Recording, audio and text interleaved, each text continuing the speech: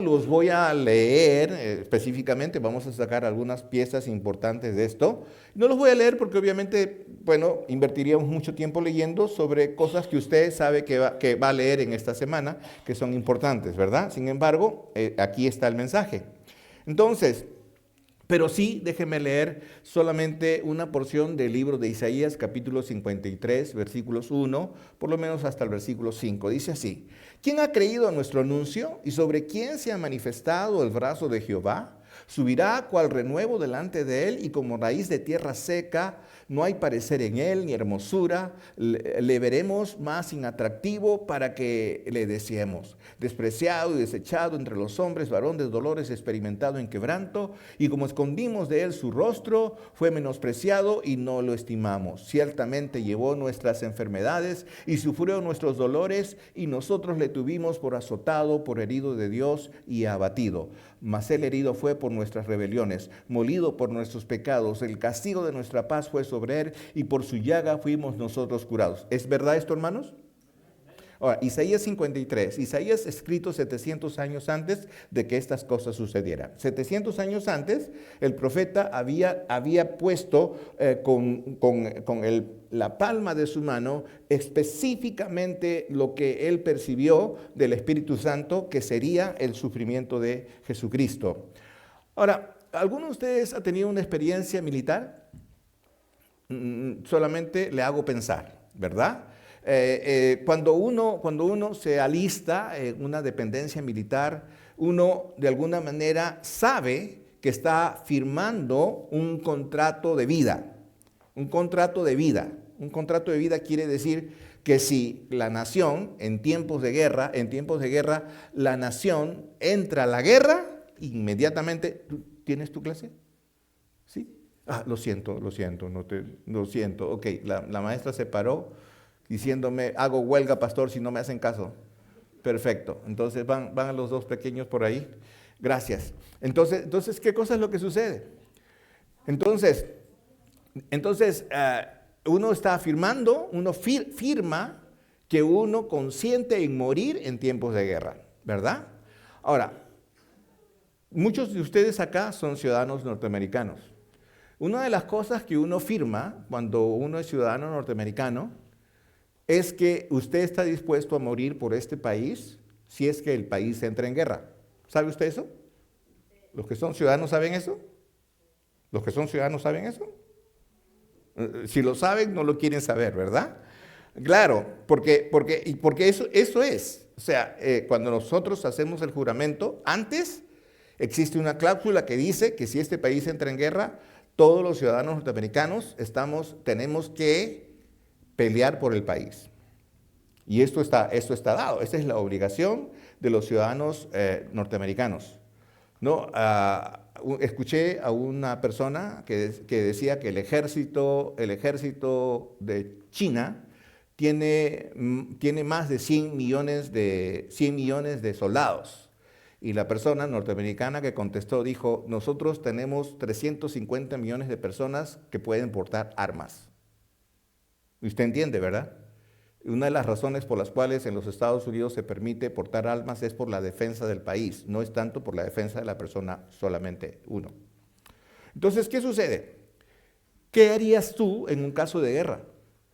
¿Qué harías tú si este país entra en un conflicto? Bueno, ahorita las voces suenan que puede haber un conflicto con China, y puede ser. Yo no digo que va a haber, pero puede ser.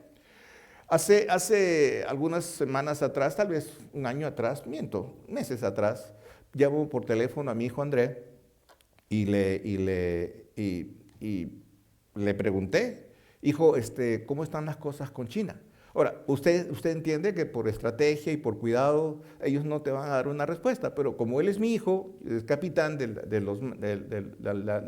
la Marina, le pregunto de una manera muy suelta, le digo: hijo, ¿qué piensas? Y me dijo: papá, me dice, a mí no me preocupa China. ¿A ti te preocupa? Despreocúpate. A mí no me preocupa. China no es un problema para nosotros. Ahora, y después comentando con mi esposa, le digo que cuando uno entra a una fuerza militar, lo primero que hacen es mentalizarte. ¿Y qué es mentalizarte? Primero que nada, la filosofía de la estrategia de la guerra y de la enseñanza militar es quitarte de tu pensamiento la idea que tu vida es importante. En los Marines, su filosofía, su estrategia de vida es esta: la vida de mi compañero es más importante que mi vida. O sea, por eso que los Marines se consideran una gran familia en los Estados Unidos, y por eso el ejército de Estados Unidos en esa área es muy bueno, es muy capaz. Tal vez es uno de los mejores ejércitos del mundo, comparado posiblemente solamente con Israel, o Israel solamente con los Estados Unidos. Entonces, la mayor cantidad de personas que hablo por los Marines, ellos consideran, ¿no?, que su vida no es más importante. No, ahora, obviamente, si usted le pregunta eso a mi esposa, usted va a decir: yo no he tenido un hijo para que venga acá y muera por este país. Pero cuando ellos entran a la vida militar, obviamente los mentalizan. Ahora, no están haciendo lo malo, eso es el ejército o eso es la vida militar. Se mentaliza para que esta persona esté dispuesta a morir por este país. Por eso mi hijo me responde y me dice, a mí China no me preocupa. ¿Qué pasó en la vida de Cristo para hacer algo que él pudo haberse negado? ¿Verdad? ¿Qué pasó? Porque quiero que entienda, el día jueves tuvimos un estudio acerca de quién era Cristo. ¿Recuerda quién era Cristo, no? Cristo es Dios, estaba con Dios, ¿verdad? Cristo en el principio era el verbo, y el verbo era con Dios, y el verbo era Dios. Ahora, Jesucristo tenía control desde un primer momento de todo, pero ¿qué pasó para que Él no se niegue a sufrir lo que tuvo que sufrir?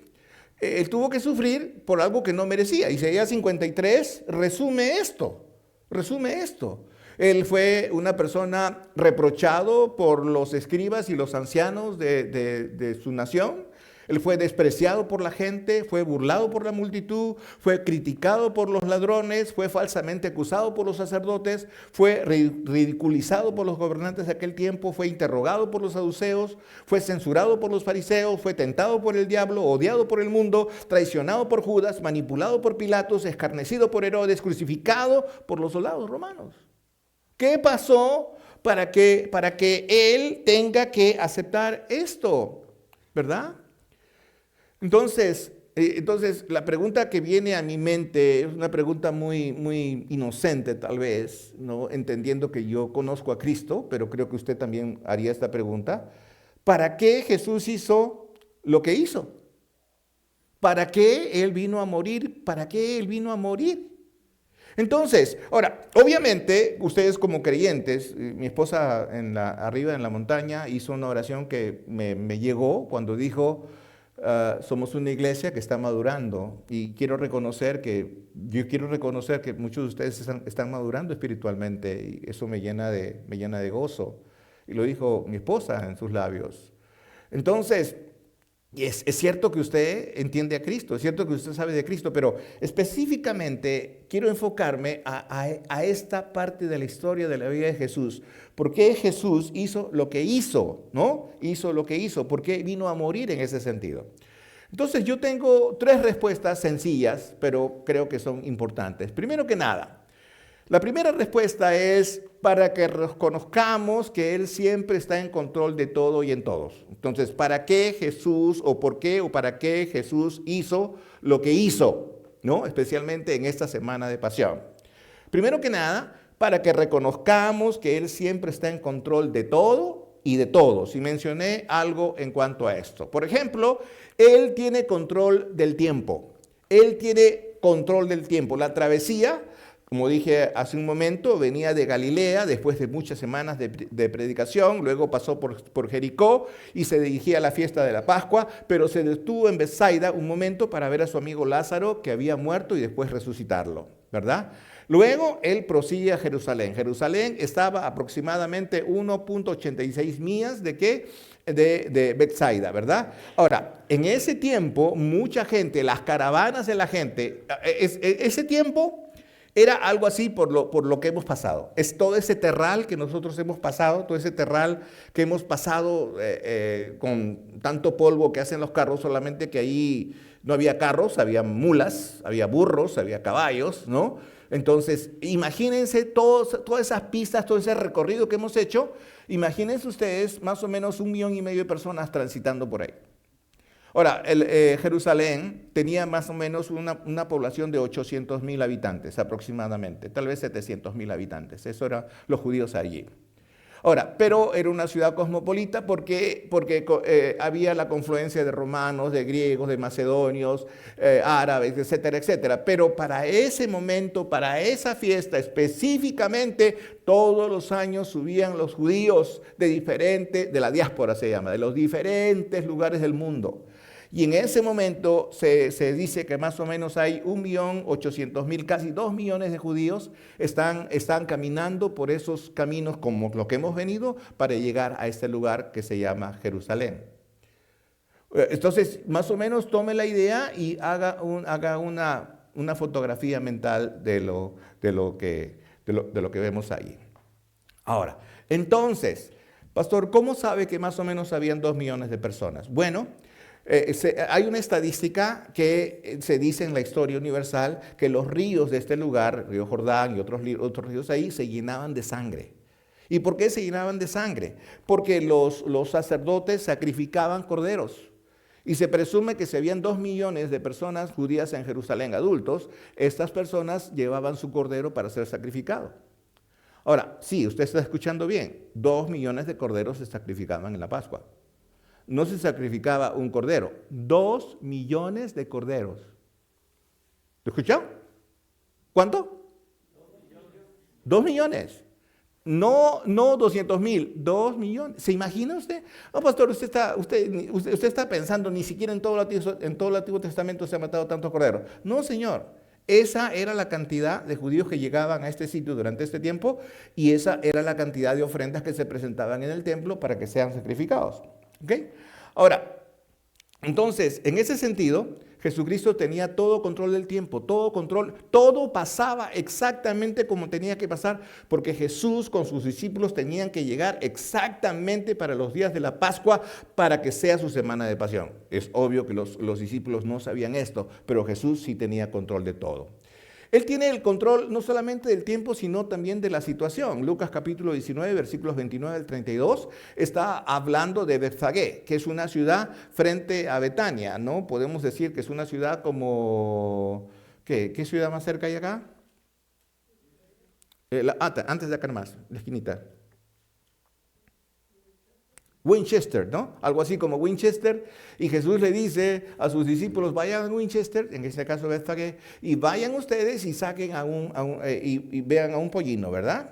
Y aconteció que llegando cerca de Betfagé y Betania, al monte que se llamaba de los Olivos, envió 2 de sus discípulos diciendo, id a la aldea del frente, y al entrar en ella hallaréis un pollino atado, el cual ningún hombre ha montado jamás. Desatadlo y traedlo. Y si alguien os preguntare, ¿por qué lo desatáis? Le responderéis así, porque el Señor lo necesita.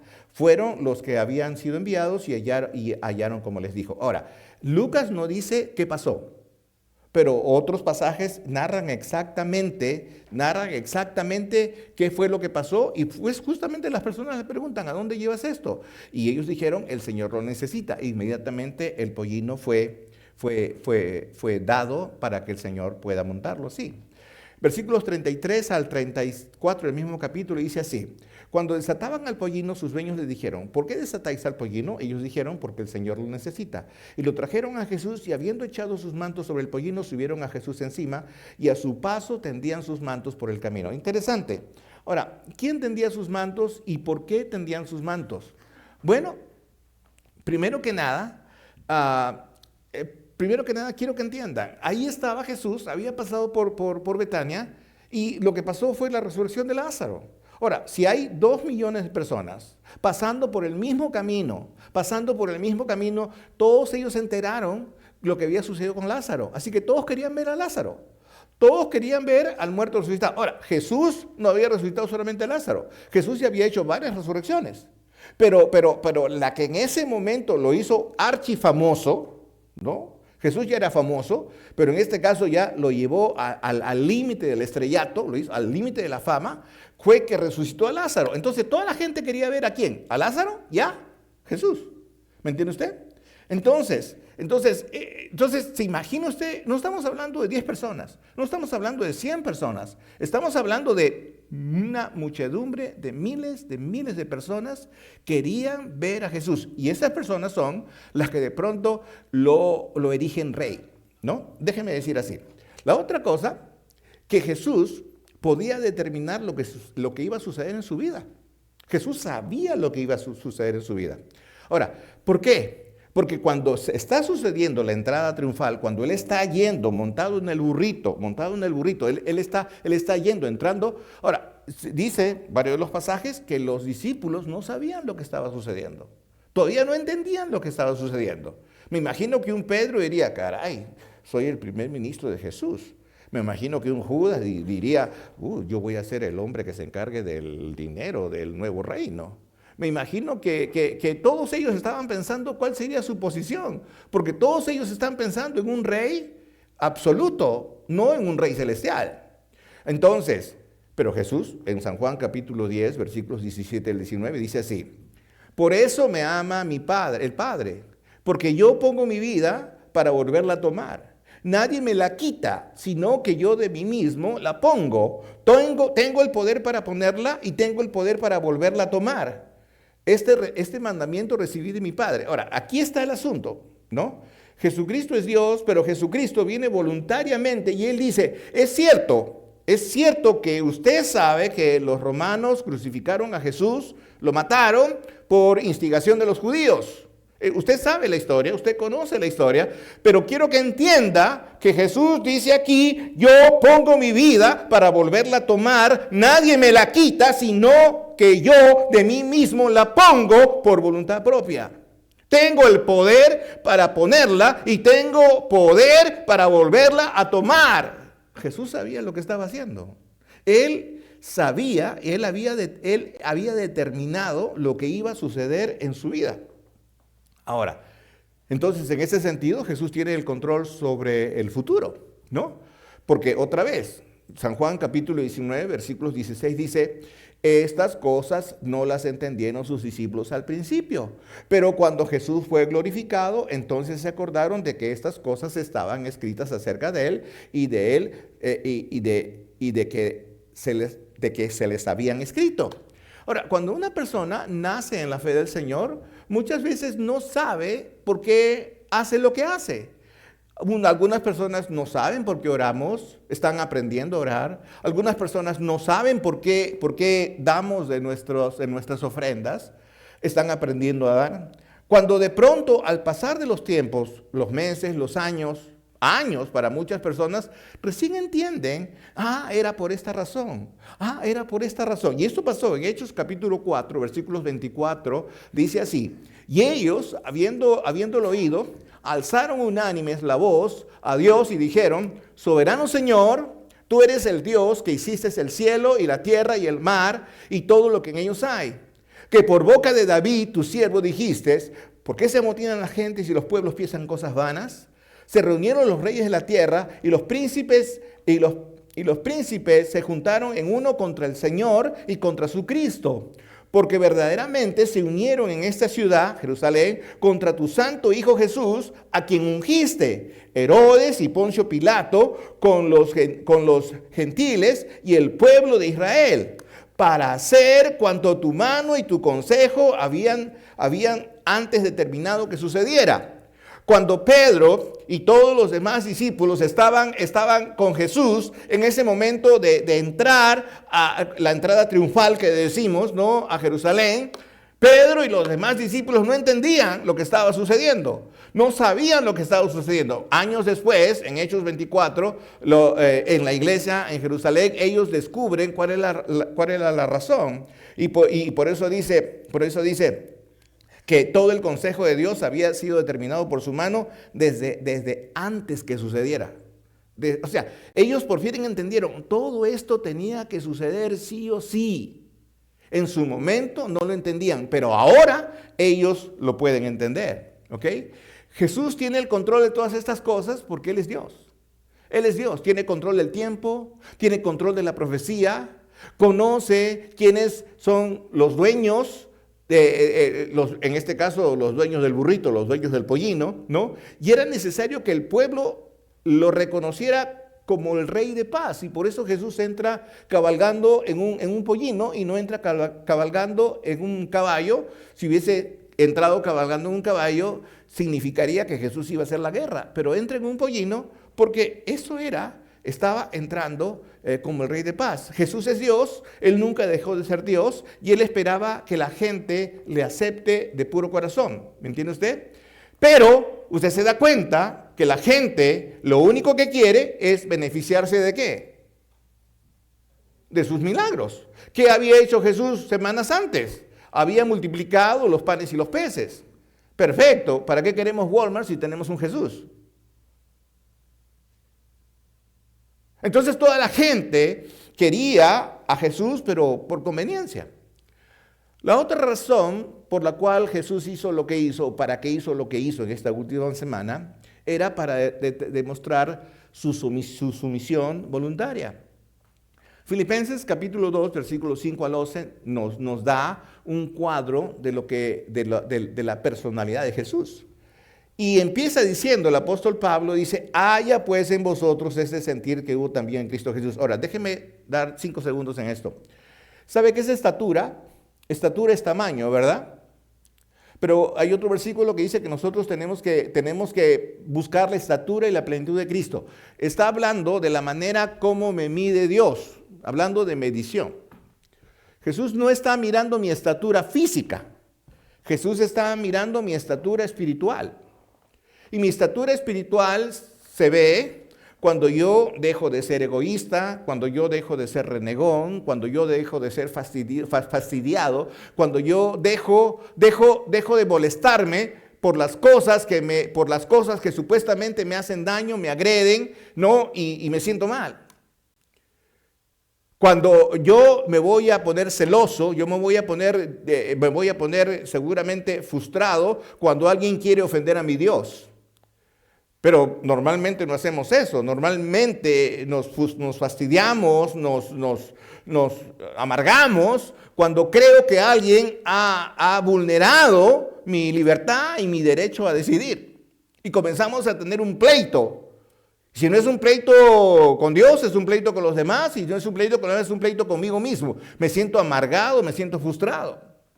Ahora, Pablo resume esto y dice, haya pues en vosotros ese sentir que hubo también en Cristo Jesús, el cual siendo en forma de Dios no estimó ser igual a Dios como cosa que aferrarse, sino que se despojó a sí mismo tomando forma de siervo, hecho semejante a los hombres y estando en la condición de hombre se humilló a sí mismo, haciéndose obediente hasta la muerte y muerte de cruz, por lo cual Dios también lo exaltó hasta lo sumo y le dio un nombre que es sobre todo nombre, para que en el nombre de Jesús se doble toda rodilla de los que están en los cielos y en la tierra y debajo de la tierra, y toda lengua confiese que Jesucristo es el Señor para la gloria de Dios Padre.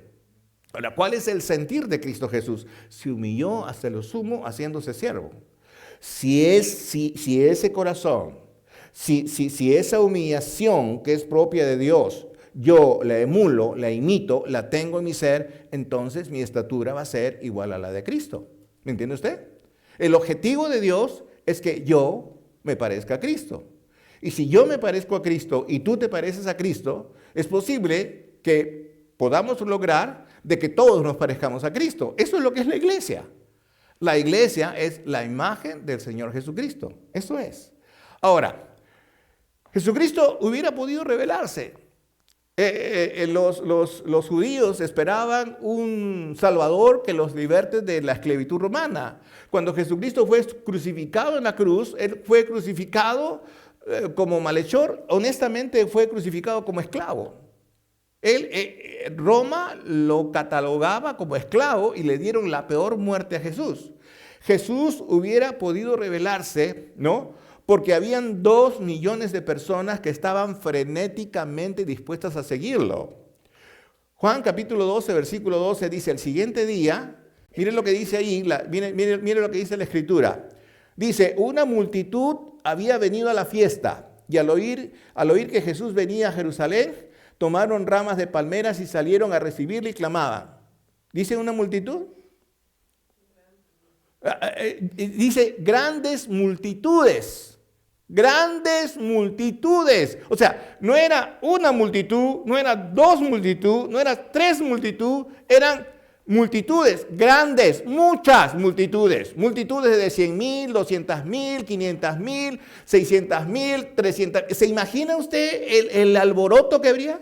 ¿Se imagina usted una ciudad tranquila como la de Quincy, que de pronto lleguen 2 millones de personas? ¿Se imagina usted 2 millones de personas con autos, tocando el claxon, gritando frenéticamente? ¿Se imagina usted? En este caso eran 2 millones de personas en Jerusalén, con burros, con camellos, con caballos, relinchando por arriba y por abajo, y la gente gritando y gritando y gritando y gritando y gritando. Tanto es así que los fariseos salen, le increpan a Jesús, le dicen: ¿por qué no le dices a esta gente que se calle? ¿Y en qué cosa les dice? Si yo les digo que se callen, ¿quién gritaría? Las piedras. Ahora, pero quiero que entienda la idea de frenético. ¿Sabe qué es frenesí? Frenesí es una emoción descontrolada. Frenesí es una emoción de jolgorio descontrolado. Es una emoción descontrolada. Por eso Jesús había llegado al punto cúspide de la fama. Era famoso. Era famoso. Jesús tenía todas estas cosas en control porque sabía que esto iba a suceder. Y sabía que había frenesí. Ahora, Jerusalén era una ciudad tomada por los romanos. Habían 800,000 judíos más o menos, con más o menos una guarnición, por lo menos calculamos, de unos 30,000 soldados. Tal vez menos. Soldados. Y habían soldados pretorianos, de la guardia pretoriana, que eran los soldados mucho más entrenados en toda guerra que podía tener. O sea, Jerusalén estaba muy, pero muy resguardada. ¿Pero usted cree que 30,000 soldados podían con 2 millones? ¿Jesucristo hubiera podido rebelarse o no? ¿O no? Porque él hacía así. Y 2 millones de personas que eran frenéticos ante él se sublevaban. ¿Por qué? Porque estas personas querían un caudillo. Y para Jesús era completamente fácil. Pero Jesús tenía un ejército. ¿Y qué ejército tenía Jesús? Su ejército estaba compuesto por una innumerable cantidad de personas que habían sido ciegos. Innumerable cantidad de personas que habían sido cojos, paralíticos, mudos y muchos resucitados. Ese era el ejército de Jesús. Ese era el ejército de Jesús. Pero, ok, no crea que Jesús estaba solo completamente. Usted diría, bueno, pues estos 30,000 soldados pretorianos seguramente agarran y arrasan con los mudos, los cojos y los paralíticos. Pero no, Jesús tenía otro ejército. Lucas capítulo 4, versículo 10 dice: porque escrito está, a sus ángeles mandará cerca de ti que te guarden, y en las manos te sostendrán para que no tropieces con tu pie en piedra. O sea, recuerde usted que Satanás lo estaba tentando a Jesús, ¿verdad? ¿No? Y Jesús le dice: hey, tú no te va a pasar nada. Los ángeles que tú tienes, tus guardianes, no van a dejar que te caigas. Esa era la tentación de Satanás. Mateo capítulo 26, versículo 53, Jesús está hablando con Herodes, creo, o Pilatos. Dice: ¿o piensas que no puedo rogar a mi Padre? Y él me pondría a mi disposición ahora mismo más de 12 legiones de ángeles. ¿Sabe cuándo son 12 legiones de ángeles? En este tiempo, una legión estaba formado entre 3,000 y 7,000 soldados. Así que, honestamente, eran 7,000 soldados. Entonces, 7,000 por 12, ¿cuánto es? 84,000 ángeles recontra preparados. ¿Usted cree que 32,000 soldados pretorianos podrían ganar a 84,000 ángeles? Con un ángel suficiente, ¿verdad? ¿No? Ahora, estoy tratando de pintarles el cuadro que usted no vio, porque usted no lo ve eso, ¿verdad? Cuando usted lee, usted no mira eso, ¿verdad? O sea, le estoy tratando de hacer entender que esto es más de lo que uno ve, ¿verdad? Ahora, no solamente esto.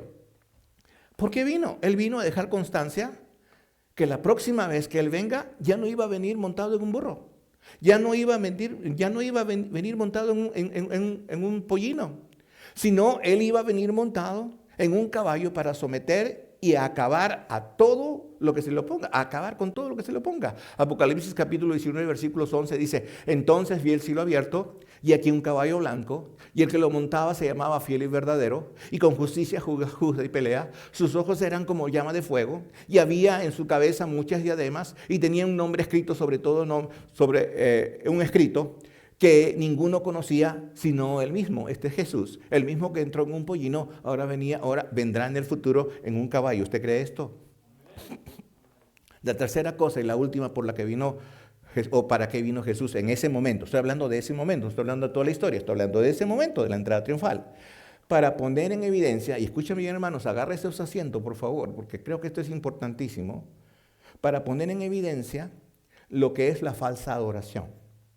Lo que es la falsa adoración. Ahora, escúcheme bien. El gentío decía, Hosana, Hosana. ¿Y qué cosa quiere decir Hosana? Hosana en hebreo quiere decir, sálvanos, te lo rogamos. Eso es lo que quiere decir Hosana. Mateo 21:8 dice así, y la multitud que era muy numerosa, porque eran multitudes, tendían a sus mantos en el camino. Imagínese usted toda la vuelta que hemos dado nosotros, imagínese usted, porque más o menos ese es el recorrido que hizo Jesús, más o menos, casi con exactitud se lo puedo decir, a diferencia que nosotros en carro, ellos caminando. Pero imagínense, durante todo ese trayecto, cientos de miles de personas poniendo palmas, poniendo ramas, para que el rey no se ensucie con las piedras. Y el rey subido en el burrito, haciendo todo ese camino para venir a Jerusalén. Mateo 21:8 dice, la multitud que era muy numerosa, tendía sus mantos en el camino y otros cortaban ramas de los árboles y las tendían en el camino. Y la gente que iba delante y la que iba detrás aclamaba diciendo, Hosana al Hijo de David, bendito el que viene en el nombre del Señor, Hosana en las alturas. Ahora, este Hosana son pocas veces las que se dice. Pero en este momento la gente está reconociendo que Jesús tenía un antepasado, que era el rey David. Ellos están reconociendo a Jesús como rey. Ellos querían reconocer que tenían la necesidad de un Salvador, pero no de un Salvador de sus almas. Ellos querían reconocer que tenían la necesidad de un suplidor de sus deseos. ¿Cuáles eran sus deseos? Bueno, no pagar impuestos a Roma. Esos eran sus deseos. Salir de la esclavitud. Usted tiene deseos de pagar impuestos. ¿Ya pagó impuestos? ¿Ya pagó? ¿Ya hizo sus taxes? Ahora, si alguien viene y le dice, ¿sabe qué? Señor Trump, yo voy a ser próximo presidente, nunca más la gente norteamericana va a pagar impuestos. ¿Usted vota por él? Sí. ¿Quién quiere pagar impuestos? Nadie quiere pagar impuestos. Nadie quiere pagar impuestos. Ni aquellos que no pagan tampoco quieren pagar. ¿Verdad? No es una broma, lo estoy diciendo así. Ok, ¿por qué? Porque ellos querían alguien que supliese sus deseos, no alguien que salvase su alma. Ellos no reconocían su situación de pecado, ¿no? Le pregunto a Camilito en la mañana temprano, hey Camilo, ¿y tú eres pecador? Camilito me dice, no. Yo le digo, ¿y tú mientes? No.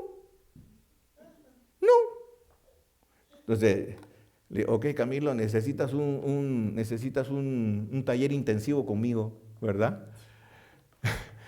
Bueno, él es pequeño, él está mirando la vida desde su punto de vista. ¿Cuál es su punto de vista? Soy niño. ¿Entiende usted? Bueno, hasta cierto punto, hasta hoy es pasable, porque su papá le va a enseñar que es pecado y le va a enseñar a conocer a Jesucristo. Esa es la tarea de Camilo. Porque queremos que Camilo pequeño vaya al cielo, ¿verdad? ¿O no? Usted no quiere eso. Entonces, sí, él tiene que entenderlo ya, porque cuando un niño ya sabe qué es lo bueno y lo malo, ya sabe que es pecado, ¿me entiende usted? ¿O no? ¿Y cuándo un niño sabe cuándo es bueno y cuándo es malo? No, desde antes. Acuérdate cuando el niño llora. ¿Cuándo llora el niño? Cuando tiene hambre, cuando hace frío. Okay. Honestamente, ¿se han dado cuenta que los niños lloran en la noche cuando usted se va a dormir? Cuando recién nacen, ¿se dan cuenta usted? ¿Qué cosa quiere? ¿Y los papás qué cosa hacen? Venga para acá, lo ponen en medio, ¿verdad? Esos padres están condenados a no vivir contentos por lo menos unos 5 años. Más cuando tiene el niño 5 años y le siguen dando biberón. O mamadera o lo que sea. ¿Y por qué? una misionera, amiga nuestra, mi esposa y mía, la esposa de mi pastor, estamos con nuestro hijo pequeño en su casa, estamos en Cuenca, Ecuador, ellos estaban en Ecuador, y mi hijo Andrés estaba llorando, era chiquito, era chiquito, creo, año tenía, menos, ¿no? Menos de un año. Y lloraba en la noche, pues, y viene la señora, la hermana Elena, que llore, no te preocupes, a nosotros no nos molesta. ¿Y por qué? La noche se ha hecho para dormir, ¿no? Y el día para vivir, el día para, ¿no? Entonces déjalo que llore. Pero gran consejo. El niño lloró 2 días, después nunca más volvió a llorar de noche. El niño sabe desde muy temprano, desde meses temprano, que es pecado. Sabe que es bueno y sabe que es malo. ¿De quién depende enseñarle? De los padres. De los padres. Estas personas no reconocían su situación de pecado porque se creían niños. Juan 12:9 dice, gran multitud de los judíos supieron entonces que él estaba allí y vinieron, no solamente por causa de Jesús, sino también para ver a Lázaro, a quien había resucitado de los muertos. Claro, llegó Superstar, llegó Jesucristo Superestrella, y juntamente con ellos Lázaro. Y los fariseos ya estaban planeando, vamos a matar a Jesús, pero también vamos a matar a Lázaro. Vamos a quitar toda evidencia de que este hombre es el rey de los judíos. Entonces, estas personas miraban a un libertador. Ahora, la pregunta que yo te hago hoy es, ¿tú qué miras? ¿Tú qué miras? Mateo 21:10 dice, cuando entró él en Jerusalén, toda la ciudad se conmovió diciendo, ¿quién es este? Y la gente decía, este es Jesús, el profeta de Nazaret de Galilea. Jesús había dicho varias veces, yo y mi Padre uno somos. Ninguno dice, Él es el Hijo de Dios. Ninguno dice, Él es el Verbo encarnado. Ninguno dice, Él es nuestro Salvador. Ellos dicen, Él es el Rey, Él es el Rey, Él es el Rey, Él es el Rey. Pero después dice, ¿pero quién es este? Pero de verdad, ¿quién es este? Ahora, esto ¿a qué me lleva? Me lleva a pensar en la triste condición de un pueblo, ¿no? Y por eso Jesús en San Juan 1:11 dice, a los suyos vino, y los suyos, ¿qué cosa dice? No le recibieron. ¿Por qué? Porque en realidad estas personas no conocían a Jesús. Estas personas eran creyentes circunstanciales y por lo tanto eran creyentes superficiales. Ahora, déjame decirte que hoy en día muchos creen, pero no lo conocen, ¿verdad? Muchos creen, pero no lo conocen, ¿ok? Ahora, y de pronto, cuando Dios se acerca a ellos, y Dios quiere que estas personas le conozcan, de pronto ellos reciben la orden de Dios, pero se dan cuenta que no puede ser. Dios, tú no puedes decirme que yo haga esto. No puedes decirme que me bautice, no puedes decirme que me case, no puedes decirme esto. No, tú no puedes hacer, Señor, yo te sirvo, yo te sigo, pero déjame hacerlo a mi manera, ¿no? Ahora, déjeme decir una cosa. Si Jesús no es verdaderamente adorado, reverenciado, si Jesús no ocupa el primer lugar de tu vida, entonces no eres lo que crees que eres. Y ese es el gran problema de nuestra situación religiosa actual, hablando desde el punto de vista cristiano.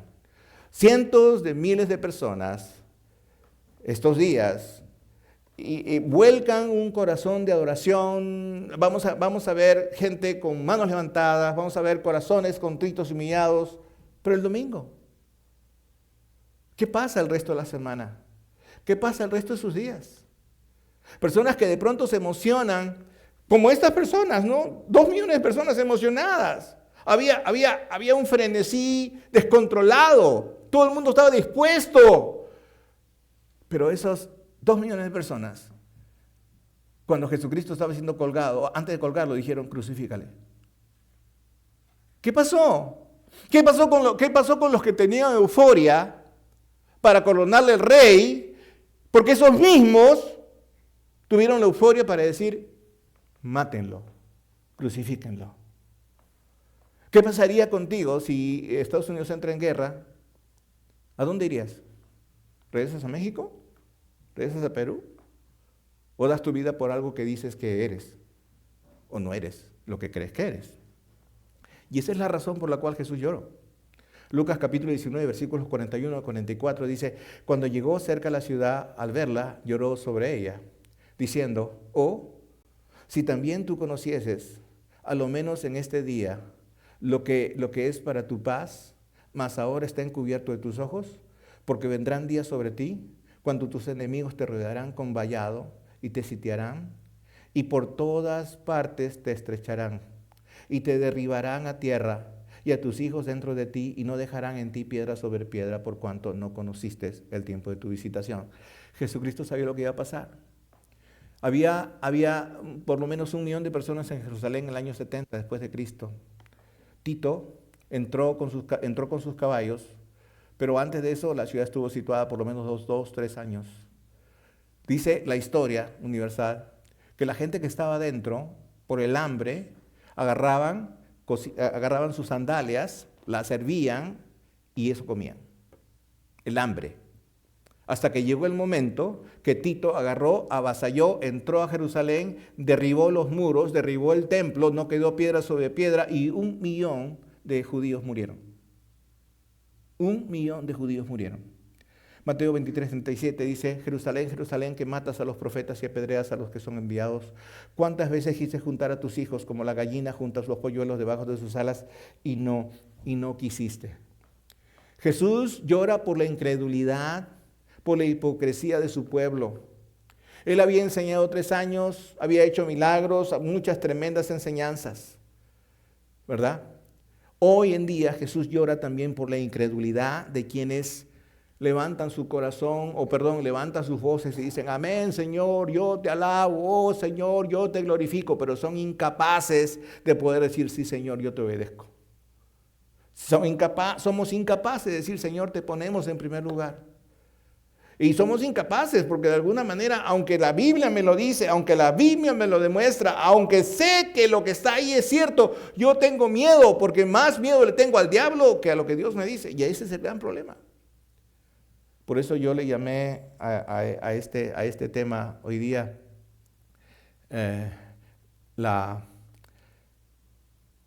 lo agridulce de la fama. Porque Jesús tiene que llorar. Y déjeme decirle que la idea de llorar es esta. No creas que cuando tú pecas o cuando yo peco, Jesús no lo siente. Sí, es cierto, Jesús es Dios, Jesús tiene control sobre todo, sí. Pero te voy a decir una cosa para terminar y quiero que me entiendas. La magnificencia de Dios, la omnipotencia de Dios, la omnisciencia de Dios, el poder de Dios se pierde y se estrella. Escucha esta palabra, son palabras bien delicadas. Se pierde y se estrella.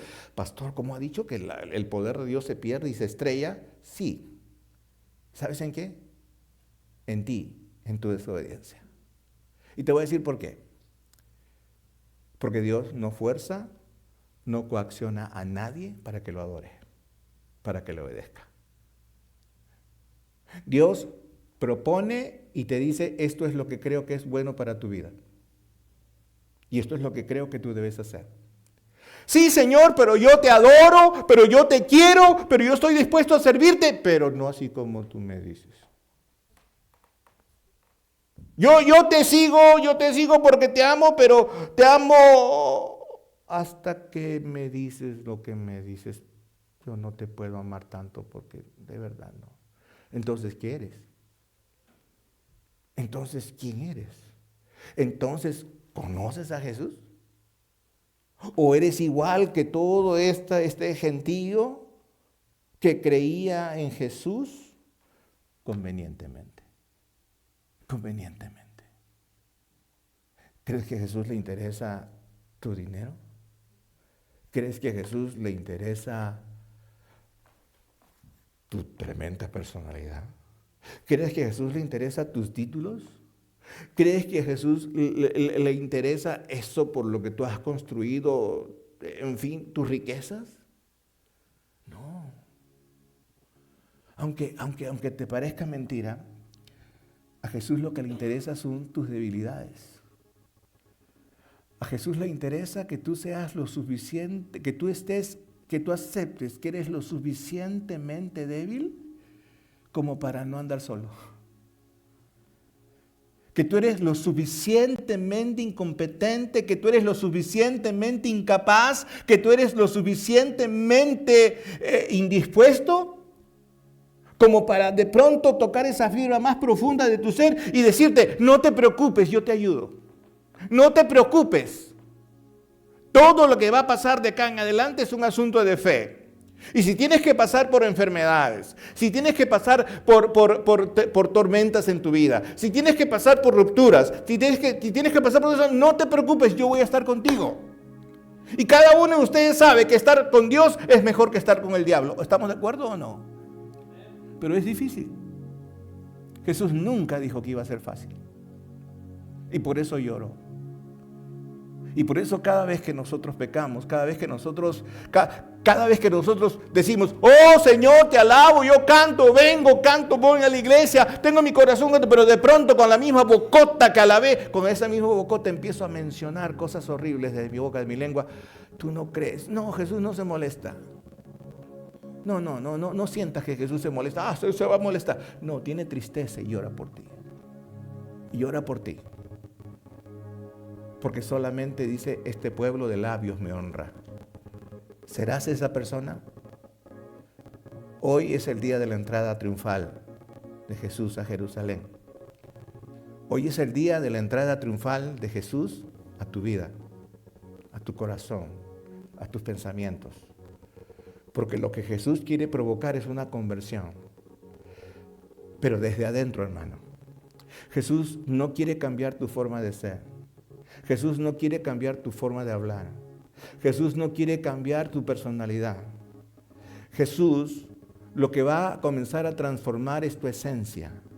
Y cuando esa esencia se confabula con el Espíritu Santo, hacen una nueva persona. Y por eso dice, de modo que si alguno está en Cristo, nueva criatura es. Las cosas viejas pasaron, he aquí todas son hechas nuevas. Y eso es lo primero que viene a la mente de un creyente renovado. Pregunta, ¿para qué hizo Jesús lo que hizo? Para renovarte. Para renovarte. Para que tú aceptes el cambio que Él te ofrece. Para que tú aceptes lo que Dios quiere que hagas en tu vida. Por fe. Con miedo, pero con fe. Con miedo, pero con fe. Jesús va primero, yo lo sigo. Cierra tus ojos donde estás. Cada ojo cerrado, cada rostro inclinado. Hoy empieza Semana Santa, pero vamos a decirle que hoy empieza una nueva semana para ti. Yo te voy a invitar a que conozcas a Jesús durante esta semana. Yo te voy a invitar a que tomes en serio este mensaje y a que te pongas a pensar el resto de la semana en las cosas que Dios quiere que hagas. Te voy a invitar a que cada día hagas el devocional que te he mandado, que lo he puesto para que tú lo hagas. Te voy a invitar a que tomes apuntes, a que cambies, a que busques de Dios. Dile así en esta noche, Señor, yo te necesito. Yo no puedo cambiar. Es más, Señor, mi carne no quiere cambiar. Pero yo sé que debo de hacerlo. Sin embargo, tengo miedo. Soy débil, soy incapaz, soy incompetente. Entonces yo te necesito. Necesito que así como entraste a Jerusalén y la gente te vitoreaba, yo necesito que entres a mi corazón, que entres a mi vida, que entres a mi reino, de tal manera que yo pueda, Señor, reverenciar tu nombre, pero de corazón, de verdad. Necesito vivir en integridad contigo. Te doy las gracias, Señor, porque hoy sé para qué has entrado a Jerusalén. Señor, yo te necesito. Yo te necesito. Y sé que tú me necesitas a mí. Así como necesitaste al pollino para montar en él, me necesitas a mí, Señor, para montar en el trono de mi corazón y controlar mi vida. Gracias, Dios. Te ofrezco mi vida en el nombre de Jesús. Amén. Vamos a cantar, hermanos. Gracias.